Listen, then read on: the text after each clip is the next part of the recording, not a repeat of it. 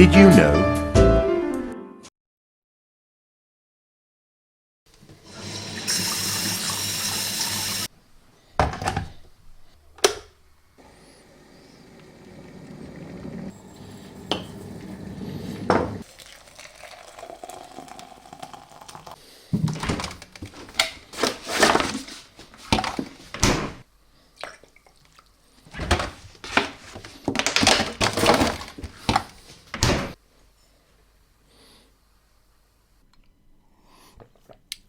Ah, yes.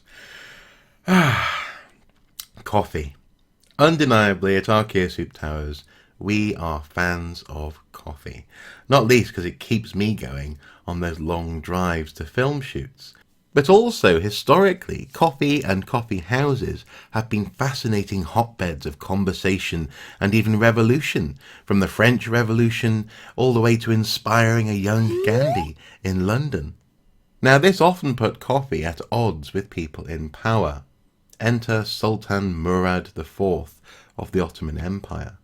You see, as brutal and powerful as the Sultan was, he was also paranoid and curious, so he would dress in disguise and wander through the capital city. As he meandered through the streets in disguise, quite naturally he came across people talking fairly openly about him and his rule, perhaps even sowing seeds of discontent, even rebellion. These people tended to be gathered in coffee houses. Naturally, the Sultan did not like that people were gossiping and talking about him behind his back. He decided to intervene. So, coffee, tobacco, and alcohol were banned. And of course, this solved the problem of people disliking the Sultan. No, actually, it didn't. Not least because now the Sultan would go out in disguise into the city to catch people breaking his ban, so that he could surprise them and chop off their heads personally. So, as you might have gathered, Murad IV doesn't have the best reputation.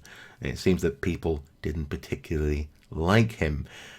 But it gets worse. You see, Murad IV was a tremendous, monumental hypocrite.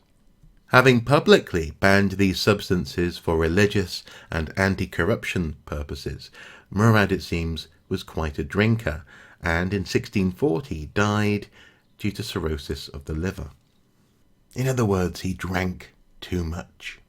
I know, it's a shock, isn't it? A leader being corrupt and hypocritical? Surely not. Anyway, on this Monday morning, I'm just glad that coffee isn't banned. Speaking of which, time for another cup, I think.